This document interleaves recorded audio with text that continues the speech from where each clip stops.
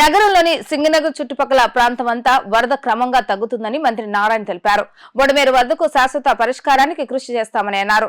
భవిష్యత్తులో ఇబ్బంది రాకుండా ప్రత్యామ్నాయ చర్యలు తీసుకుంటామని తెలిపారు. బొడమేరు రిటర్నింగ్ వాల్ నిర్మించే ప్రతిపాదనను చేస్తున్నట్లుగా చెప్పారు. వరద ముప్పు ప్రాంతాల్లో మంత్రి కొండపల్లి శ్రీనివాస్ తో కలిసి మంత్రి నారాయణ పర్యటించారు. ఇందిరానాయక్ నగర్ లో పరిస్థితులను పరిశీలించారు. బాధితులను అడిగి వివరాలను తెలుసుకున్నారు. ఆహార పంపిణీ, తాగునీటి సరఫరా గురించి ఆరా తీశారు. బొడమేరు వరదకు శాశ్వత పరిష్కారానికి కృషి చేస్తామని అన్నారు. భవిష్యత్తులో ఇబ్బంది రాకుండా ప్రత్యామ్నాయ చర్యలు తీసుకుంటామని తెలిపారు. బొడమేరు రిటర్నింగ్ వాల్ నిర్మించే ప్రతిపాదన చేస్తున్నట్లుగా చెప్పారు. జలవనరుల కాలువల ఆక్రమణల వల్ల వరద తీవ్రత పెరిగిందని వ్యాఖ్యానించారు. బాధితుల కంటే 5 రెట్లు ఎక్కువ ఆహారం పంపిణీ చేయాలని సీఎం చెప్పారన్నారు. బొడమేరు గంటలు పొడిచినందున మళ్లీ వరద వచ్చే అవకాశం లేదని పేర్కొన్నారు. ప్రజలు బురద గురించి ఎలాంటి ఆందోళన చెందవద్దని ప్రభుత్వం శుభ్రం చేస్తుందని నారాయణ తెలిపారు. అందరికీ నమస్కారాలండి. మీ అందరికీ తెలిసిందే విజయవాడ నగరాన్ని ఈ యొక్క ఫ్లడ్స్ ఎలా ముంచేసినాయో. ఈ బుడవేరులో ఓవర్ఫ్లో ఆఫ్ వాటర్ రావటం, దాని పక్కనే ఉండే కాలనీస్ ఏదైతే కాలనీస్ ఉండే అవన్నీ యాక్చువల్గా వాటర్లో మునిగిపోవడం జరిగింది. ఫస్ట్ డే అయితే యాక్చువల్గా 4 అడుగులు, 6 అడుగులు, 8 అడుగులు గ్రౌండ్ ఫ్లోర్ కూడా కొన్ని దగ్గర మునిగిపోయినాయి.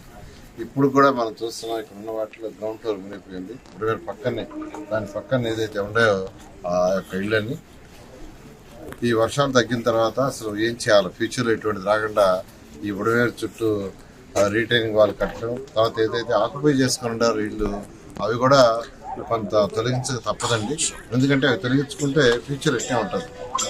జనరల్గా ఎక్కడైనా ఇరిగేషన్ కెనాల్స్ ఉన్నాయి, ఇరిగేషన్ కెనాల్స్ పూర్తిగా ఉంచేయాలి.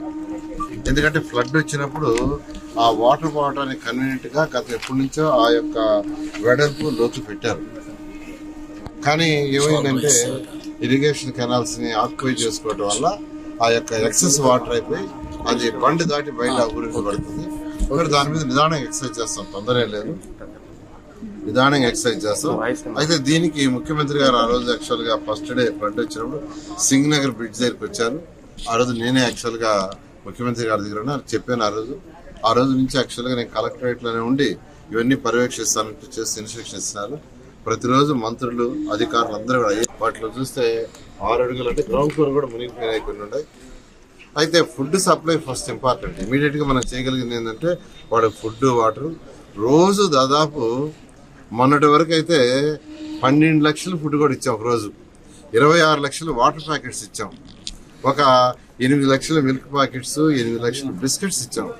అయితే కొన్ని ఏరియాలో మాకొద్దు, పెట్టొద్దు, సప్లై చేయొద్దు, అవసరం లేదంటే యాక్చువల్గా ఇప్పుడు రెడ్యూస్ చేసి 4 లక్షల ఫుడ్ ప్యాకెట్స్, 12 లక్షల వాటర్ ప్యాకెట్స్, 3 టైమ్స్ 8 లక్షల బిస్కెట్స్ సప్లై చేస్తున్నాం. అయితే కొన్ని ఏరియాలు అంటే న్యూ ఆర్ఆర్ నగర్ కావచ్చు, పేట కావచ్చు, పాయకరాపురం అంటారు, తర్వాత వచ్చి సింగ్ నగరు, ఇందిరానాయక్ నగర్, వీటిల్లో వాటర్ ఇంకా ఎక్కువ ఉంది.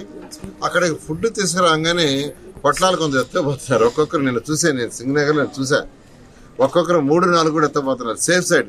రేపు ఉదయం ఎలా ఉంటుందో, రేపు ఉదయం ఫుడ్ వస్తుందో రాదో వాళ్ళు అడిగాను నేను. కొంత ఏమయ్యా 2-3 ఎత్తపోతున్నారు, ఎందుకు ఎత్తపోతున్నారు అంటే రేపు ఉదయం వస్తుందో రాదో వాళ్ళ ఆలోచనలో తప్పు లేదు.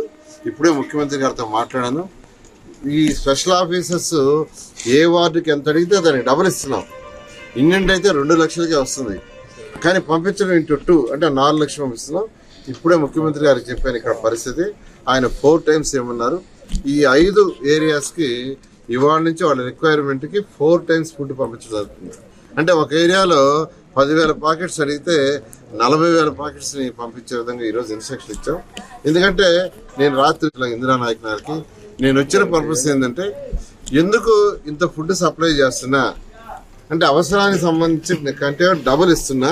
ఇంకా కొన్ని దగ్గర మాకు ఫుడ్ రాలేదు, వాటర్ రాలేదు, బిస్కెట్స్ రాలేదు అంటున్నారు. దానికి ఏం చేయాలో, ఏం చేస్తారు, అసలు కారణం ఏంది, రూట్ కాజ్ ఏంది, కళ్ళతో చూస్తాం, చెవులతో వింటామని రాత్రి అక్కడికి వచ్చాను. యాక్చువల్గా ఇవాళ ఇక్కడికి వచ్చాను. నా అబ్జర్వేషన్లు ఏంటంటే ఒక్కొక్కరు ఎత్తపోతున్నారు. అడిగితే కూడా సేఫ్ సైడ్ అంటే ఈవినింగ్ వస్తుంది రాదు, రేపు మార్నింగ్ వస్తుంది, కాబట్టి ఆ విధంగా చేస్తాం. అదేవిధంగా వాటర్ కూడా రాత్రి నుంచి ఇప్పటికి ఈ ఇందిరానాయక్ నగర్లో 1.5 feet తగ్గిందన్నారు.